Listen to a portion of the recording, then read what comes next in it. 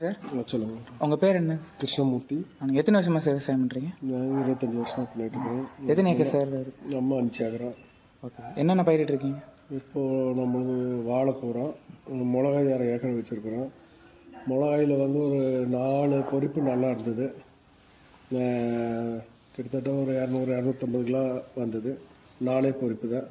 அதுக்கப்புறம் மிளகாய் பூரா அழுகல் வந்துடுச்சு. இப்போ காடு அப்படித்தான் இருக்குது அழுகல். அதுக்கப்புறம் பொறிக்கவும் இல்லை, ஏன்னா காய் பூராமல் அழுகிடுச்சு. ரொம்பவே அதெல்லாம் நஷ்டம். வாழையில் பரவாயில்ல, ஆனால் கடைக்காரர் கரெக்டாக அமையாதனால இப்போ நீங்கள் வரும்போது அதைத்தான் பேசிகிட்டு இருந்தேன். அமௌண்ட்டே வர்றதில்லை. மருந்து அடிச்சதுன்னா இல்லை, வாழைக்கு இளவாழைக்கு ஆரம்பத்தில் மட்டும்தான் மருந்து. சருவு நோவு வந்தால் வேறு அழுகல் வந்தால் மருந்து, வேறு அழுகல் வந்து அந்த சொட்டு நீர் இதில் விடுவோம், கரைசல் விடுவோம். சருவு நோவு வந்து அதை ஸ்ப்ரே பண்ணுவோம். இப்போது மற்றபடி வாழைக்கெல்லாம் மருந்து தேவையில்லை. இப்போ மிளகாய்க்கெல்லாம் மருந்து அடிக்கணும். இயற்கை விவசாயம் பற்றி எதாவது தெரியுங்களா? அதில் மாதிரி பண்ணால் நம்ம இயற்கை விவசாயம் பண்ணலாங்க. இயற்கை விவசாயம் வந்து ஆரம்பத்தில் ஒரு 5-6 வருஷத்துக்கு கஷ்டமாக தான் இருக்குது. ஏன்னா அந்தளவுக்கு ஈல்டு கிடைக்காது. ஒரு 5-6 வருஷம் போகணும். அது வந்து பெரு விவசாயிகளுக்கு செட் ஆகும். வேறு சைடு பிஸ்னஸ் எதாவது இருந்தால் அவங்களுக்கு செட் ஆகும். நாங்கள் இதையே எடுத்து இதையே விவசாயம் பண்ணி இதில் தான் சாப்பிடணும். அவங்களுக்கு கண்டிப்பாக செட் ஆகாது. ஏன்னா அது விலை அதிகம் தான். ஆனால் நம்மகிட்ட அவ்வளோ இதாக வந்து வாங்கவும் மாட்டாங்க. இப்போ வந்து இப்போ நம்ம 5 ஏக்கரை வச்சுட்டு இப்போ அதான் அது போய் அதில் செட்டில் இருக்க 5 வருஷம் ஆகிடும். இயற்கை விவசாயத்துக்கு 5 வருஷம் கண்டிப்பாக ஆகிடும். இடையில நான் பஞ்சகாவியம் மேலே பண்ணுங்க. கிட்டத்தட்ட ஒரு 10 வருஷத்துக்கு முன்னே பஞ்சகாவியம், இந்த பழக்கரும் சக்கரை கோமியம் இதெல்லாம் போட்டு பஞ்சகாவியம் பண்ணோம். அது மறுபடியும் அப்படியே விட்டுட்டோம். ஈல்டு எதுவும் வரலனால அப்படியே ஈல்டு வந்து நம்ம இந்த உரம் கொடுக்குற அளவுக்கு வரதில்லை. இப்போ நம்ம மாட்டு சாணத்தை போட்டுக்கிறோம். அடி உரம் எப்பவுமே மாட்டு சாணத்தை போடுவோம். இடையில மட்டும்தான் இந்த உரமெல்லாம் கொடுத்துட்டு இருக்கோம். அந்த மாதிரி தான் போயிட்டு இருக்குது. அப்படியே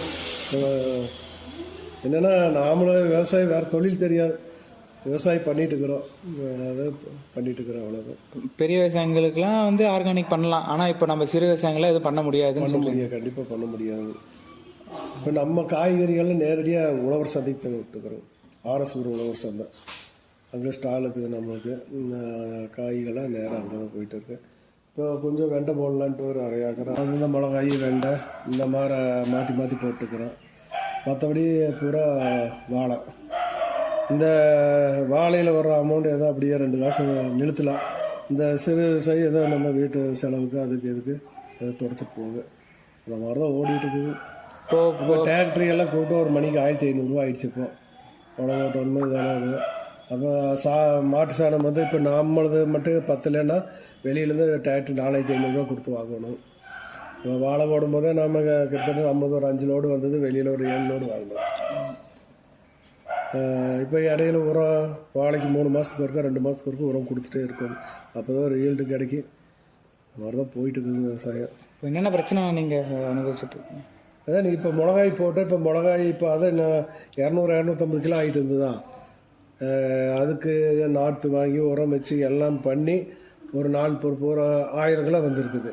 கிட்டத்தட்ட அது இப்போ அதுக்கப்புறம் இப்போ பொறிச்சிருந்தே இன்னும் 2500 கிலோ வந்திருக்கு. மிளகாய் அப்படியே பூரா அழுகிடுச்சு. இப்போ காட்டுக்குள்ளே போய் பார்த்தீங்கன்னா பூராவே அந்த மழை அதிகமாக வந்துச்சலாம்.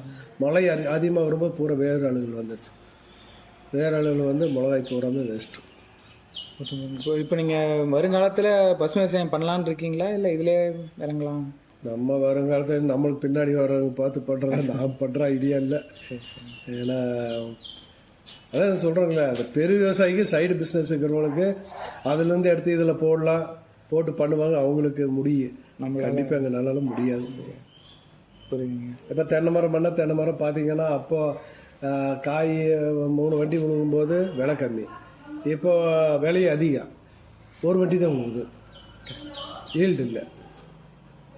இப்போ நம்மளுக்கு மட்டும் இல்லைங்க, எல்லாத்துக்குமே தேங்காய் விவசாயம் எல்லாத்துக்குமே விலை அதிகமாகிடுச்சு, ஈல்டு இல்லை. அந்த மாதிரி தான் போயிட்டு இருக்குது. இப்போ வருங்காலத்தில் விவசாயத்தை மேம்படுத்தணும்னா என்ன பண்ணால் இன்னும் நல்லா இருக்குன்னு நினைக்கிறீங்க?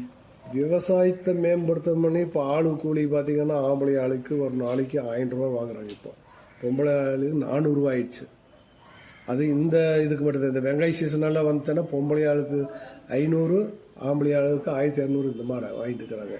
இப்போது தக்காளி போடுறோம். தக்காளி ஒரு 300 ரூபாய்க்கு டிப்பர் விற்றுதானா பரவாயில்ல. அதே 50 ரூபாய்க்கு விற்றுதானா எப்படி விவசாயம் நம்ம அது ஆளுக்கு கூட கொடுக்க முடியாது. அதாவது நிரந்தரம் ஒரு ரேட்டு. ஒரு டிப்பர் 15 கிலோ டிப்பர் வந்து ஒரு 250 ரூபாய்னா அது 250 ரூபா இருந்துகிட்டே இருந்ததுன்னா நம்மளுக்கு தெரியாது.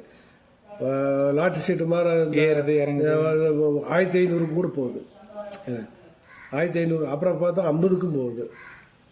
என்ன பண்ண முடியும்? இந்த மாதிரி தான் விவசாயம். ஏதோ ரேட்டு இருந்தால் லக்கு, இல்லைன்னா இந்த மாதிரி தான் போயிட்டு. இப்போ போன டைம் மழை வந்ததுன்னா தக்காளி போகாமல் அழகில்லை. அந்த மாதிரி தான் ஆகிட்டு இருக்குது. சரி சரிங்க சார், நன்றி. இது நானும் விவசாயம் பண்ணுறோம் அப்படின்னு பண்ணிட்டு இருக்கிறேன். அந்த மண்ணை வச்சு காப்பாற்றிட்டு இருக்கிறேன், அழிக்காமல். அவ்வளோதான்.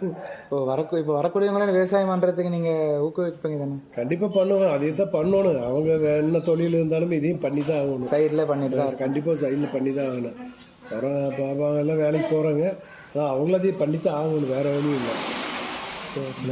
நம்ம நிறைய பேர் வந்து இப்போ என்ன பண்ணுறாங்கன்னா நல்ல ரேட்டு போனால் விற்றுட்டு அவங்க செட்டில் ஆகலை பார்க்குறாங்க. இப்போ விவசாயம் நிறைய பேர் பண்ணுறதில்ல. நல்ல வேலை வந்து விற்றுட்டு அது எத்தனை நாளைக்கு வருங்க? விற்றுட்டு கையில் காசு இருந்தால் அது எத்தனை நாளைக்கு வரும்? நம்மளுக்கு சோம்பேறித்தனம் வந்துடும் வீட்டில் உட்காந்து. அதனால் விவசாயம் பண்ணிட்டு தான் இருப்போம். அந்த மண்ணை வச்சு காப்பாற்றிட்டு இருக்கணும். விற்கிற ஐடியாலே இல்லை. ரொம்ப நன்றிங்க. சரிங்க, ரொம்ப நன்றிங்க. சரி.